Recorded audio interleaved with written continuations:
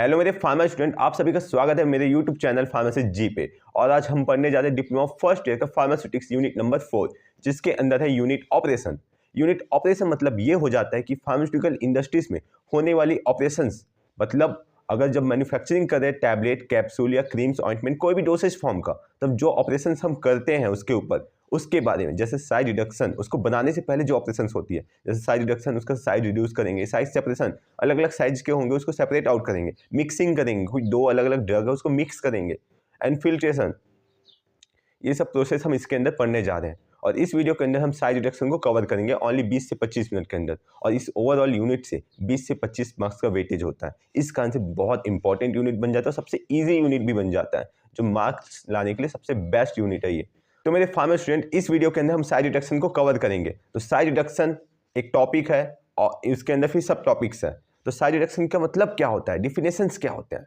Size reduction के नाम पे ही ये लिखा हुआ है, साइज का रिड्यूस हो जाना, मतलब लार्ज पार्टिकल को छोटे पार्टिकल कन्वर्ट करने की प्रोसेस को साइज रिडक्शन कहा जाता है। अगर फार्मेसी के लैंग्वेज में बोला जाए तो यहाँ पे लिखा है, is the process of reducing drugs into smaller pieces, coarse particle और फाइन पाउडर। आपको डायग्राम में दिख रहा है कि कोई बड़ा सा एक पार्टिकल है और छोटे छोटे पार्टिकल है उसको कन्वर्ट कर रहा है, उस प्रोसेस को ही साइज रिडक्शन कहा जाता है। अब आ जाता है सबसे पहला topic, objectives of size reduction. Objectives का मतलब क्या होता है। ऑब्जेक्टिव का मतलब ये होता है कि हम इसे कर क्यों रहे, साइज रिडक्शन करने का पर्पस क्या है, इसे करके हमको क्या मिलेगा। आप प्रैक्टिकल्स में लिखते हैं ना ऑब्जेक्टिव, तो उसको जो कर रहे हैं उसी को ऑब्जेक्टिव लिखते हैं, जिसको करने का कारण क्या है। तो सबसे पहला ऑब्जेक्टिव हो जाता है increase surface area. Increase surface area आप एकदम सिंपल भाषा में समझने की कोशिश कीजिएगा। एक रेड कलर का आपको एक बॉल दिख रहा है, उसको आप समझिए लड्डू है, तो उसको एक थाली में रखेंगे तो नॉर्मली छोटे से थाली पे आ जाएगा। बट उसी का जब छोटा छोटा लड्डू बनाएंगे तब बहुत बड़ा एक थाली चाहिए होगा। आपने घर के प्रैक्टिक देखा होगा, जब औरतें ऐसे ऐसे लड्डू बना के थाली में करती है तो 2 से 3 थाली और लग जाता है, तो उसका सरफेस एरिया बढ़ता है, क्षेत्रफल बढ़ जाता है। कैसे बढ़ता है, कोई बड़ा बॉल है उसका अगर सरफेस एरिया लिया जाए और एक छोटे छोटे बॉल्स का अगर सम टोटल किया जाए सरफेस एरिया का, तो वो ज़्यादा होगा इस बड़े बॉल से। यहाँ पे लिखा है smaller particle size increases surface area which improve dissolution rate and bioavailability of the drug. Dissolution rate मतलब होता है कि सॉल्युबल होने की रेट को बढ़ा देगा, जल्दी सॉल्युबल होगा। जो छोटे पार्टिकल होगा जल्दी सॉल्युबल होगा, जैसे एक शक्कर को घोलने लगोगे तो जल्दी सॉल्युबल होगा, गुड़ को घोलने लगोगे तो जल्दी सॉल्युबल नहीं होगा क्योंकि बड़ा पार्टिकल हो जाता है। और क्यों जल्दी सॉल्युबल होता है, क्योंकि ज़्यादा कांटेक्ट, जितना ज़्यादा सरफेस एरिया होगा उतना ज़्यादा पानी के कांटेक्ट में आएगा, जितना ज़्यादा पानी के कांटेक्ट में आएगा उतना ज़्यादा जल्दी सॉल्युबल होगा। अब आ जाता है bioavailability of the drug. Bioavailability मतलब ये होता है कि कितना जल्दी ड्रग एब्जॉर्ब होकर ब्लड में पहुंच जा रहा है, उसी को बायोलिटी करता है। अब आप पाउडर का फॉर्म लेंगे तो वो जल्दी जाएगा और घुलेगा पेट में और पहुंच जाएगा। और एक बड़ा सा टैबलेट ले लेंगे, जैसे यहाँ पे दिया हुआ नीचे स्टोमक, तो एक बड़ा सा एक डोसेज वो टैबलेट टाइप का, मतलब टैबलेट तो नहीं है, जो पार्टिकल है साइज, उसको हम डायरेक्टली लेंगे तो उसको घुलने में समय लगेगा, एटलीस्ट 1 घंटा लग जाएगा। फिर 1 घंटे के बाद ऑब्जॉर्प्शन होगा तो लेट से एब्जॉर्ब होगा, स्लो एब्जॉर्प्शन है। वही पाउडर का फॉर्म है तो जल्दी एब्जॉर्ब हो जाएगा। और वही सेकंड पॉइंट आ जाता है इम्प्रूव ड्रग एब्जॉर्प्शन, जो मैं आपको समझा चुका हूँ कि fine particle dissolve faster leading to better absorption in the body. Fine particle जल्दी डिजॉल्व होगा और जल्दी एब्जॉर्ब भी होगा। अब आ जाता है third point, ensure uniform mixing. Uniform mixing मतलब क्या होता है, होमोजीनियस मिक्सचर। होमोजीनियस, ये यहाँ पे लिखा है homogeneous mixing of powder specially in tablet and capsule. Tablet और कैप्सूल का जब मैन्युफैक्चरिंग कर रहे हैं तब इंश्योर करना बहुत जरूरी है कि वो प्रॉपरली मिक्स हुआ है कि नहीं। जैसे अगर ले ले पैरासीटामोल और साइक्लोफिनेक का, 2 अलग अलग ड्रग है, पैरासीटामोल और डाइक्लोफिनेक, उसको मिक्स करके एक टैबलेट बनाया गया। और टैबलेट में अगर वो बराबरी नहीं फैला हो और इसको बोले डॉक्टर कि आधा खाना है, तो आधा खाया तो इधर डाइक्लोफिनेक थोड़ा कम है, इधर ज़्यादा है, तो दिक्कत होगा ना। तो यूनिफॉर्मली हमको इसको मिक्स करना पड़ेगा कि हर जगह डाइक्लोफिनेक उतना ही हो, पैरासीटामोल भी उतना ही हो। तो वो करने के लिए हम दोनों के पार्टिकल साइज को बराबर करेंगे। एक का पार्टिकल साइज बड़ा है, एक का छोटा है, तो पॉसिबल नहीं है, तो हमको दोनों को बराबर करना पड़ेगा, तो बड़ा सा छोटा करना पड़ेगा। अब आ जाता है fourth point, enhance stability and elegance. Elegance का मतलब होता है बेटर अपीयरेंस। यहाँ पे लिखा है fine powder give smooth texture. और जब क्रीम या ऑइंटमेंट का मैन्युफैक्चरिंग करते हैं तब उसको स्मूथ टेक्सचर बनाने के लिए साइड रिडक्शन करते हैं। जैसे घर पे सिलबट्टे से चटनी पीसते तो उसका एक स्मूथ टेक्सचर बन जाता है साइड रिडक्शन करके ही, साइड रिड्यूस हो रहा है उसके में भी। अब आ जाता है fifth point, facilitate extraction of drug. Extraction आप कहाँ पढ़े हैं, कोग्नोसी में। एक्सट्रैक्शन का मतलब क्या होता है, किसी भी क्रूड ड्रग कोई भी क्रूड ड्रग ले लिए, उसके मेडिसिनल प्रॉपर्टी को एक्सट्रैक्ट आउट करते हैं किसी भी सॉल्वेंट में डाल के। जैसे एक प्रोसेस आता है, उबाल पानी गर्म करके उबाल कर किसी ड्रग को उसमें डाल लेते हैं जिससे वो एक्सट्रैक्ट आउट होता है। जैसे एक कॉमन एग्जांपल है घर पे चाय बनाना, चाय पत्ती का यूज करके। उसमें क्या करते हैं, चाय पत्ती जो यूज करते हैं छोटे छोटे पार्टिकल्स होते हैं। अब डायरेक्टली चाय का पत्ता उठा के नहीं ला लेते हैं, उसके छोटे छोटे पार्टिकल्स हैं। वैसे क्रूड ड्रग जो होता है, कोई पौधा है जैसे धतूरा का पौधा, तो धतूरा के पौधा को पहले कटिंग करेंगे छोटे छोटे पार्टिकल्स में। उससे कटिंग करने की वजह से क्या होगा, यहाँ पे लिखा है smaller particles improve contact with solvent. मैंने जैसा कि बताया कि सरफेस एरिया बढ़ेगा, सॉल्वेंट के साथ इंटरेक्शन बढ़ेगा, ज़्यादा कॉन्टेक्ट सरफेस बढ़ जाएगा। अब आ जाता है इंक्रीज एक्सट्रैक्शन एफिशिएंसी। अब आ जाता है 6 point, improve flow property. Improve flow property क्या, अगर बड़ा पार्टिकल होगा, जैसे इंडस्ट्रीज पे एक जगह से दूसरे जगह पे ट्रांसफ़र आउट करना होता है, एक मशीन से दूसरे मशीन पे, तो वहाँ पे उसको फ्लो कराते हैं। तो फ्लो कराने में बड़ा पार्टिकल हो तो ऑब्स्ट्रक्ट हो जाएगा, कहीं जाम हो जाएगा, कहीं रुक जाएगा। अब कोई छोटा पार्टिकल होगा तो इजिली फ्लो हो जाएगा। 7 पॉइंट आ जाता है प्रिपेयर सस्पेंशन एंड इमल्सन। यहाँ पे लिखा है reduce sedimentation and improve physical stability of liquid dosage form. मतलब ये होता है, सस्पेंशन एंड इमल्सन आपने पढ़ा होगा। सस्पेंशन मतलब ये होता है कि सॉलिड फेज जो होता है ड्रग का, वो सस्पेंडेड होता है किसके अंदर, एक सॉल्यूशन के अंदर। तो अगर उसका पार्टिकल साइज बड़ा होगा तो ग्रेविटी के थ्रू नीचे जल्दी सेडिमेंट हो जाएगा, और छोटा पार्टिकल्स होगा तो वो फैला हुआ रहेगा, यूनिफॉर्मली मिक्स रहेगा। यही है इमल्सिफाइंग में ऑयल इन वाटर होता है, वाटर इन ऑयल। जितना ज़्यादा छोटा ड्रॉपलेट बनेगा उतना ज़्यादा वो मिक्स रहेगा, जितना ज़्यादा बड़ा ड्रॉपलेट होगा उतना ज़्यादा वो सेपरेट आउट हो सकता है। तो अब आ जाता है next point, factor affecting side reduction. Factor affecting का मतलब होता है कि ऐसे कौन से फैक्टर है जिसकी वजह से साइड रिडक्शन करते वक्त, साइड रिडक्शन करने के प्रोसेस में दिक्कत कर सकती है। मटेरियल की ऐसी कौन सी प्रॉपर्टीज है, मटेरियल में ऐसे कौन सी चीज़ें हैं जो फैक्टर अफेक्ट कर सकता है साइड रिडक्शन करते वक्त। सबसे पहला हो जाता है हार्डनेस। वो मटेरियल कितना ज़्यादा हार्ड है, जैसे ये हार्ड है, इसको मैं नॉर्मली हाथ से दबा रहा हूँ तो नहीं टूट रहा है। तो यहाँ पे लिखा है hard material are difficult to break and need more energy. अगर हम इसको तोड़े तो ज़्यादा एनर्जी की जरूरत पड़ेगी। फिर लिखा है soft reduce in size easily. अगर सॉफ्ट हो तो जल्दी साइज रिड्यूस हो जाएगा। और आता है सेकंड पॉइंट, टफनेस। और हार्डनेस और टफनेस में कंफ्यूज बहुत लोग होते हैं कि दोनों एक ही चीज़ है, बट टफनेस क्या होता है बताता हूँ। ये जो इरेजर दिया है, इरेजर इलास्टिक है, फाइबर से बना हुआ है। तो ये देखो हाथ से कितना भी ऐसे कर रहा हूँ, ये लचीला है, ये नहीं टूट रहा है। हथौड़े से भी मारूंगा तो उदक के फेंका जाएगा, बट नहीं टूटेगा। ये हो जाता है टफनेस। जैसे प्लांट होता है, प्लांट्स को हथौड़े से आप पीटते रहोगे, क्या वो टूट जाएगा? उसको कटिंग करना पड़ेगा। तो वही हो जाता है, जिसके अंदर इलास्टिक होता है या वो होता है फाइबरस से बना होता है, तो वो टफनेस।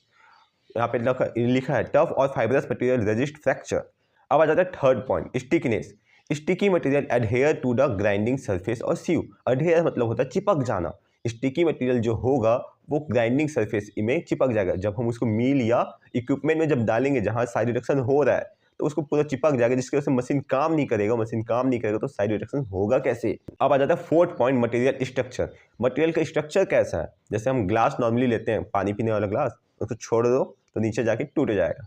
तो किस मटेरियल का बना होता है? क्रिस्टलाइन। आपने पढ़ा होगा केमिस्ट्री में, तो क्रिस्टलाइन होता है। Crystalline material break easily. Fibrous material produce long fibrous particle. Fibrous material again वही कि जल्दी नहीं टूटेगा, इसका स्ट्रक्चर ऐसा होता है। फिर आ जाता है फिफ्थ पॉइंट, मॉइस्चर कंटेंट। कितना ज़्यादा मॉइस्चर है, और कुछ ज़्यादा ही मॉइस्चर है तो मॉइस्चर ज़्यादा होने से क्या हो जाता है, वो एकदम ज़्यादा सॉफ्ट हो जाएगा, वो चिपचिपा सा भी हो जाएगा, स्टिकनेस, जिसकी वजह से वो प्रॉपर्ली साइड रिडक्शन नहीं हो पाएगा। यहाँ पे लिखा है excess moisture make material soft. Excess moisture material को सॉफ्ट बना देगा एंड स्टिकी बना देगा। एंड वेरी ड्राई मटेरियल में प्रोड्यूस डस्ट। अगर ज़्यादा ही ड्राई है तो वो डस्ट के फॉर्म में उड़ने लग जाएगा, बहुत ज़्यादा फाइन पाउडर बन जाएगा। अब लिखा optimum moisture is required for easy side. Optimum moisture चाहिए होता है। अब आ जाते हैं 6 point, softening temperature. Waxy substance जैसे फैट्स है, स्टेरिक एसिड्स है, soften due to the heat generated during grinding. जब ग्राइंडिंग हम कर रहे हैं तब हीट जनरेशन होता है। आपने मिक्सिंग में मसाला जब डाला होगा, या आटा चक्की जब आटा ये निकलता है तो गरम गरम निकलता है, क्यों? क्योंकि मशीन गरम होता है, और गरम हो जो भी ऐसे कुछ मटेरियल जो गरम होने से पिघल जाती है, वैसे ही मटेरियल हाई टेम्परेचर पे सॉफ्ट हो जाता है। सॉफ्ट होने से चिपकेगा, स्टिकनेस आएगा, फिर वो मशीन ढंग से उसको साइड रिडक्शन नहीं कर पाएगा। एक और पॉइंट लिखा है, cooling the mill help avoid this problem. अगर मिल को हम कूलिंग करें तो इस प्रॉब्लम को सॉल्व करने में हेल्प करेगा। अब आ जाता है एक और point, purity required. Purity required, अगर कोई ड्रग बना रहे, कोई फॉर्मुलेशन बना रहे, कोई टैबलेट बना रहे, तो अगर उसको कुछ ज़्यादा ही प्योर फॉर्म में बनाना है तो उसके लिए स्पेशल केयर चाहिए होता है। क्योंकि अगर नॉर्मली हम जो मील यूज कर रहे हैं, मेटल चैम्बर है, मेटल जो भी है, तो उसका जो जब वहाँ कर रहे हैं, जैसे चाकू से काट रहे हैं और चाकू लोहे का हो, तो वो उस मटेरियल पे आयरन कोऑपरेट हो जाएगा, आयरन लीच आउट हो जाएगा। यहाँ पे लिखा ग्राइंडिंग सरफेस में वियर आउट मतलब उसके जो छोटे छोटे पार्टिकल्स हैं मेटल के, वो निकल जाते हैं और उस ड्रग के साथ कोऑपरेट हो जाता है, मिक्स हो जाता है, तो और कॉन्टामिनेट कर देता है। और अगर हमको प्योर चाहिए होगा तो हमको कॉन्टामिनेशन नहीं चाहिए। और कॉन्टामिनेशन कैसे नहीं हो पाएगा, जब हम ग्राइंडिंग सरफेस से वियर आउट ना हो। तो प्योरिटी रिक्वायर्ड के लिए यही पॉइंट है। High purity drugs require special care and cleaning of mills को क्लीन करना, स्पेशल केयर करना। पैरेंटल डोसेज फॉर्म में आपने पढ़ा होगा कि उसको कुछ ज़्यादा ही प्योरली बनाया जाता है। आ जाता है फिजियोलॉजिकल इफेक्ट। ऐसे कुछ पाउडर है जो फाइन पाउडर है जो कॉज करता है इरिटेशन और टॉक्सिसिटी व्हेन इनहेल। और वहाँ जो वर्कर्स होंगे फैक्ट्री में, जो बैठे होंगे वर्कर, अगर उस साइड रिडक्शन करते वक्त डस्ट के फॉर्म में उड़ेगा और इनहेल करेंगे तो ऐसे कुछ टॉक्सिक ड्रग भी होता है जो कुछ ज़्यादा ही टॉक्सिक होता है, एलर्जी रेस्पॉन्स करता है, तो हम उसको क्लोज चैम्बर के अंदर करते हैं। यहाँ पे लिखा है dust producing may be avoided for potent drug. ऐसे कुछ पोटेंट ड्रग है जो कुछ ज़्यादा ही रिएक्टिव है, तो उस चीज़ों को हम क्लोज चैम्बर के अंदर करते हैं। अब आ जाता है सबसे लास्ट पॉइंट, बल्क डेंसिटी। अब इसको हमने पढ़ा है कि जितना ज़्यादा डेंसिटी होगा उतना ज़्यादा हार्ड होगा तो साइड रिडक्शन करने में दिक्कत जाएगा। Outputs of side reduction equipment depend on the bulk density of the material. Mechanism of side reduction, जिसके अंदर टोटल 4 मैकेनिज्म है। मैकेनिज्म मतलब होता है कि किस तरह से हम उसका साइड रिड्यूस कर रहे हैं। जैसे पहला हो जाता है कटिंग, दूसरा हो जाता है कंप्रेशन, तीसरा हो जाता है इम्पैक्ट और फोर्थ हो जाता है अट्रिशन। और एक और 5वां पॉइंट आता है कंबाइन। अब सबसे पहला पॉइंट आ जाता है कटिंग। कटिंग में कैसा होगा, नाइफ लेंगे, एक शार्प एजेस, यहाँ पे लिखा है material is reduced in size by sharp edges mainly used for soft and fibrous material. Soft और फाइबरस मटेरियल को हम चाकू से कटिंग करते हैं। जैसे एग्जांपल है कटर मिल और नाइफ कटर। ये मिल मतलब ये इक्विपमेंट्स के नेम है, आपको एग्जांपल लिखने पड़ेंगे आपको एग्जाम में, तो यहाँ पे कटर मिल लिखना और नाइफ कटर लिखना। कटिंग का मतलब आप समझ गए ना कि नॉर्मली हम कोई भी मटेरियल लेंगे उसको शार्प एजेस से काटेंगे। अब आ जाता है सेकंड पॉइंट, कंप्रेशन। कंप्रेशन मतलब आपने हाइड्रोलिक प्रेशर वाला वीडियोस देखे होंगे, नोकिया का मोबाइल रख के या आईफोन का मोबाइल रख के, तो कंप्रेस हो रहा है, उस पर क्या हो रहा है, किसी दो हार्ड मटेरियल के बीच में कंप्रेस हो रहा है, जिसकी वजह से साइड रिडक्शन हो रहा है। इसका एग्जाम्पल हो जाता है रोलर मिल। रोलर मिल आप देखेंगे ऐसे रोल, आप दो रोल ऐसे घूमेगा, देन वहाँ उसके बीच में जो होगा चपड़ जाएगा। थर्ड पॉइंट हो जाता है इम्पैक्ट। इस पर लिखा हुआ है कि material is heat by moving part of high speed. ऐसे कोई मटेरियल है जिसको मूविंग पार्ट से हाई स्पीड में हीट कर रहे हैं, जैसे हथौड़े से किसी चीज़ को तोड़ रहे हैं हाई स्पीड से, उसको हीट कर रहे हैं तो वो टूट जाता है। इसका एग्जांपल हो जाता है हैमर मिल। इसको हम पढ़ने जा रहे हैं। इस चैप्टर के अंदर 2 मिल्स है, एक हैमर मिल हो जाता है, दूसरा बाल मिल हो जाता है। तो हैमर मिल किसके अंदर आता है, इम्पैक्ट के अंदर आता है। अब फोर्थ आ जाता है सबसे लास्ट, इसके बाद कंबाइन भी है। अट्रिशन मतलब होता है material is reduce by rubbing और फ्रिक्शन। आपने चप्पल और सैंडल जो पहनते हो या जूता पहनते हो, आफ्टर 2 मंथ 3 मंथ घस जाता है, साइड रिड्यूस हो जाता है, तो वही घसने की वजह से साइड रिडक्शन होना, किसी चीज़ से ऐसे घस के रबिंग हो के उसका साइड रिडक्शन हो रहा है, तो वो होता है अट्रिशन। इसका एग्जाम्पल है बाल मिल, जो सबसे इंपॉर्टेंट है। अब आ जाता है 5 पॉइंट कंबाइंड। कंबाइंड में ये होता है the maximum of impact and attrition can be combined. जब मैक्सिमम जो 2 मैक्सिमम को मिला दिया जाए, इम्पैक्ट प्लस अट्रिशन, तो ये फॉर बेटर रिजल्ट, इससे ज़्यादा अच्छा रिजल्ट आएगा, जल्दी साइड रिडक्शन होगा, साइड रिडक्शन करने की रेट बढ़ जाएगी, तो जल्दी हो जाएगा, टाइम कंज्यूमिंग नहीं होगा, जल्दी हमको रिजल्ट मिलेगा। तो इसमें कौन सा प्रिंसिपल इन्वॉल्व है, इम्पैक्ट प्लस एट्रिशन। इसको हम आगे अच्छे से समझेंगे, अभी आगे बढ़ जाता है। Okay, next topic hammer mill.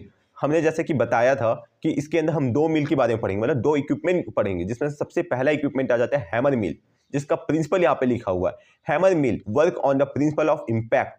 The material is heat bye rapidly moving hammer resulting in side reduction. Rapidly moving hammer मतलब ये है कि इस इक्विपमेंट के अंदर हैमर लगा हुआ है जो हाई स्पीड में मूव करेगा और हीट करेगा।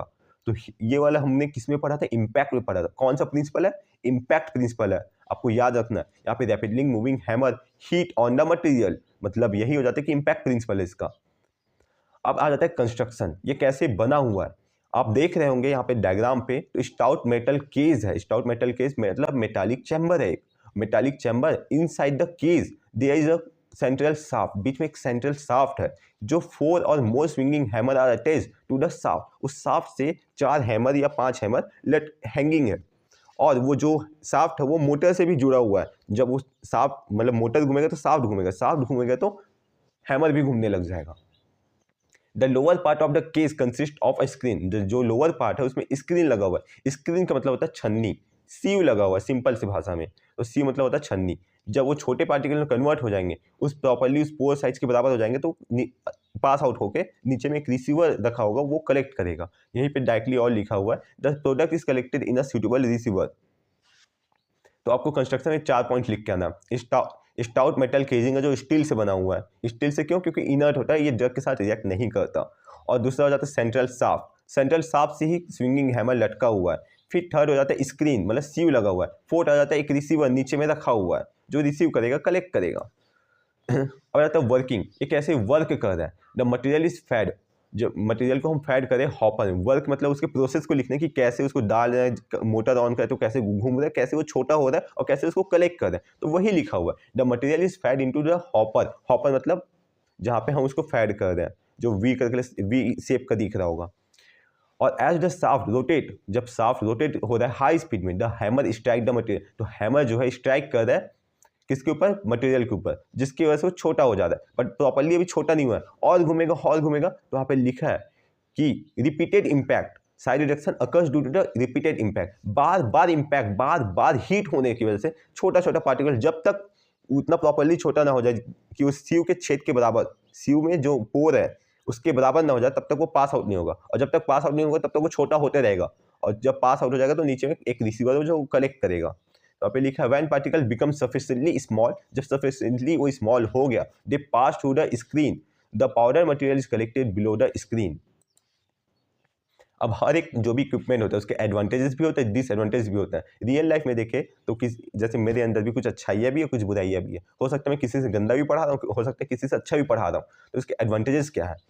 तो इस पहला हो जाता है suitable for continuous and large scale, ये कंटिन्यूअस प्रोसेस के लिए अच्छा है। जैसे हॉपर में हम डाल रहे थे और इधर से कलेक्टर कलेक्ट कर रहा, डाल रहे हैं कलेक्ट हो रहा है, डाल रहे हैं फिर छोटा हो रहा है फिर कलेक्ट हो रहा है, तो ये कंटिन्यूअस प्रोसेस हो जाता है। दूसरा हो जाता है particle size can be control by speed of rotation, हम पार्टिकल साइज को हम कंट्रोल कर सकते हैं बाय स्पीड ऑफ रोटेशन को कंट्रोल करके। अगर आपको वाइवा में पूछा जाए अगर हैमर मिल में स्पीड बढ़ा दिया जाए तब क्या होगा, तो साइड रिडक्शन जल्दी होगा, वो कुछ ज़्यादा ही छोटे पार्टिकल्स में कन्वर्ट होगा। हाई स्पीड में छोटे पार्टिकल, स्लो स्पीड में बड़े पार्टिकल्स। आपको याद रखना पड़ेगा, पार्टिकल साइज को कंट्रोल किया जा सकता है स्पीड ऑफ रोटेशन को ज़्यादा या कम करके। अब आ जाता है third point, useful for hard and brittle. ये हार्ड एंड ब्रिटल सब्सटेंस के लिए बेस्ट है क्योंकि इस हीट करके हम तोड़ पा रहे हैं। सॉफ्ट मटेरियल ले लेंगे तो कोई मतलब नहीं है। फोर्थ आ जाता है सिंपल डिजाइन, डिजाइन सिंपल है जिसकी वजह से क्लीनिंग करना इजी हो जाता है, मेंटेनेंस करना इजी हो जाता है। अब आ जाता है डिसएडवांटेजेस, जिसके अंदर सबसे पहला पॉइंट बनता है heat generation due to high speed. High speed घूमने की वजह से हीट जनरेट होगा। हमने जैसा वो जानते हैं फिजिक्स में कि कोई चीज़ अगर हाई स्पीड में घूम रहा है तो हीट प्रोड्यूस होता है, फ्रिक्शन होता है तो हीट प्रोड्यूस होता है।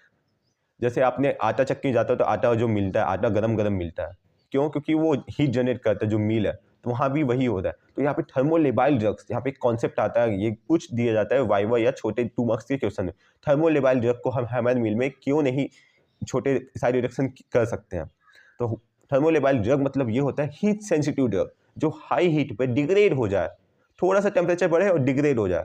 ऐसे हीट सेंसिटिव ड्रग को हम इसके अंदर यूज नहीं कर सकते, यही इसका पहला डिसएडवांटेज हो जाता है। दूसरा हो जाता है बहुत ज़्यादा नॉइज करेगा, जैसे में बैकग्राउंड में नॉइज आ रहा है। थर्ड हो जाता है not suitable for very sticky material, ये स्टिकी मटेरियल जो चिपक जाते हैं, ऐसे मटेरियल गमी टाइप के, वैसे मटेरियल को इसके अंदर साइड रिडक्शन नहीं कर सकते। Fourth point wear and tear, wear and tear मतलब हो जाता है कितना ज़्यादा टिका हुआ है। वियर एंड टियर मतलब जैसे वो बार बार हम यूज कर रहे हैं, यूज करने की वजह से हो सकता है हैमर ढीला हो जाए हीट करने की वजह से, और ज़्यादा बहुत बार हीट होने से चैम्बर भी कहीं से चपड़ जाए, चैम्बर कहीं से टूट जाए, तो वो वाला प्रॉपर्टी यहाँ पे वही प्रॉपर्टी लिखा हुआ है। List do the frequent replace, हमको बार बार रिप्लेस करना पड़ेगा उस मिल को। नेक्स्ट इक्विपमेंट बॉल मिल, इसके अंदर हम बॉल का यूज कर रहे हैं, इसी कारण इसका नाम बॉल मिल पड़ा है। इसका प्रिंसिपल क्या है? यहाँ पे प्रिंसिपल में 2 प्रिंसिपल एक साथ इन्वॉल्व है। हमने पढ़ा था, याद करो, कंबाइन वाला। तो कंबाइन वाला ही प्रिंसिपल है। आपको जब भी इसका प्रिंसिपल पूछा जाए तो आपको एक नहीं बोलना, आपको दोनों बोलना पड़ेगा, इम्पैक्ट एंड एट्रिशन। ये कैसे काम करे, यहाँ पे लिखा हुआ है, the material is reduced in size by the collision and rubbing action of the ball against the material and the mill walls. यहाँ पे लिखा है कोलिजन भी हो रहा है, रबिंग एक्शन भी हो रहा है। कोलिजन हमने पढ़ा था इम्पैक्ट में, किसी हाई स्पीड मूविंग पार्ट से हीट कर रहे, कोलिजन हो रहा है, और वही रबिंग एक्शन भी हो रहा है इसके अंदर, जिसकी वजह से, तो रबिंग हमने किस में पढ़ा था, अट्रिशन में, तो दोनों एक साथ हो रहा है।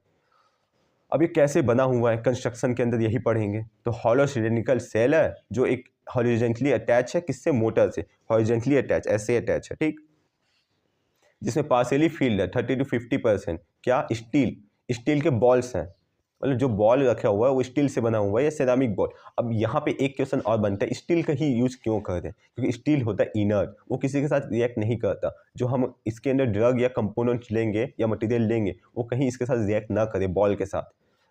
और आता है फिर थर्ड पॉइंट, इनर सरफेस में be line with abrasion resistant material. जो इनर सरफेस है सिलेंडर का वो अब्रेजन रेजिस्टेंट मटेरियल से बना है, मतलब रबर या पोर्सलाइन का बना हुआ है। मतलब जब बॉल घूमेगा, जब वो सिलेंडर घूमेगा तो बॉल घूमेगा, जिसकी वजह से रबिंग कुछ ज़्यादा होगा, तो वो कहीं वो जो चैम्बर है वो डैमेज ना हो जाए, इसके लिए उसके अंदर जो लेयर है वो रबर या पोर्सलाइन का बना हुआ होता है। और फिर फोर्थ पॉइंट आ जाता है, motor rotate the cylindrical at a required speed. यहाँ पे आपको 4 पॉइंट लिखना है, हॉलो सिलेंड्रिकल है, दूसरा स्टील का बॉल है, तीसरा कि यहाँ पे उसका जो इनर सरफेस है वो रबर या पोर्सलाइन का बना, चौथा लिखना मोटर जुड़ा हुआ है, और ये हॉरिजॉन्टली एक्सिस पे है, समझ रहे हो ना, हॉरिजॉन्टली यहाँ पे रखा हुआ है एक्सिस पे। तो 50% ही करते, क्यों करते हैं, अगर ज़्यादा हमने किया तो ये पूरा भर जाएगा, फिल अप हो जाएगा, जिसकी वजह से रोटेट होगा तो साइड डायरेक्शन नहीं होगा। तो आपको पूछ दिया है कि कितना इसको हम फिल अप करते हैं, क्या इसको फुल हम कर सकते हैं, नहीं कर सकते, 50 to 60%, मैक्सिमम 60% ही करते हैं।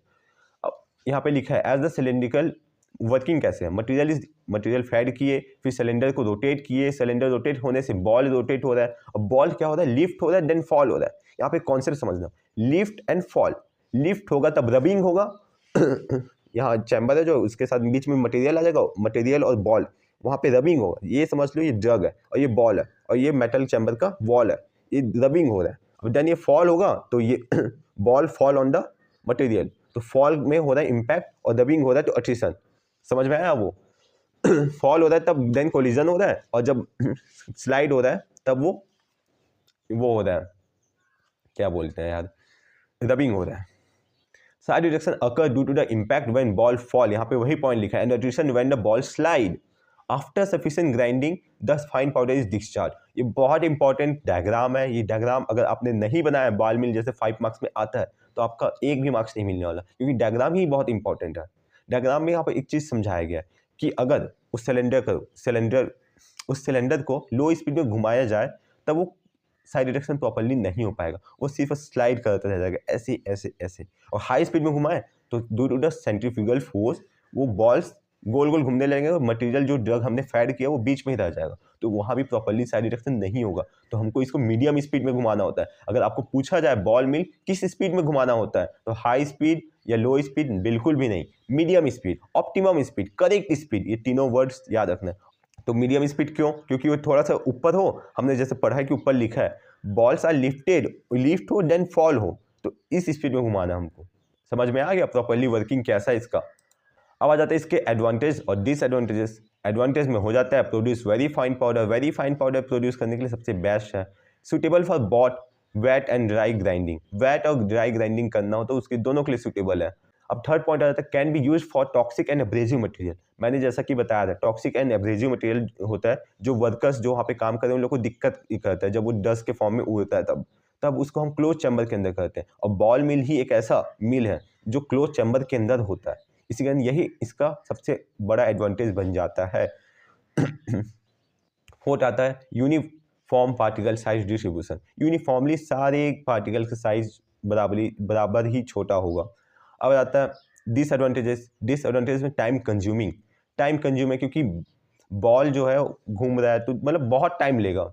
और सेकंड आता है हाई एनर्जी कंजप्शन कैसे होगा, बॉल कितना भारी है, उसमें मटेरियल डाले वो कितना भारी है, फिर मोटर जो है हॉरिजॉन्टली लगा हुआ है, तो हॉरिजॉन्टली लगने की वजह से क्या वो बॉल को मतलब सिलेंडर को लिफ्ट करेगा, ऐसे घुमाएगा, तो उसके ऊपर मोटर के ऊपर कुछ ज़्यादा लोड आ जाएगा, लोड आएगा तो एनर्जी ज़्यादा चाहिए होगा उसको।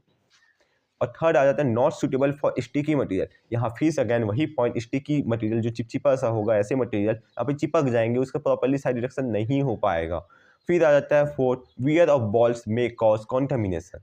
हमने प्योरिटी रिक्वायर्ड वाले में पढ़ा था कि कैसे कॉन्टामिनेशन कर सकता है। जो स्टील बॉल है वो भी फ्रिक्शन के थ्रू उसके छोटे छोटे पार्टिकल्स ड्रग के साथ कॉपरेट हो जाएगा।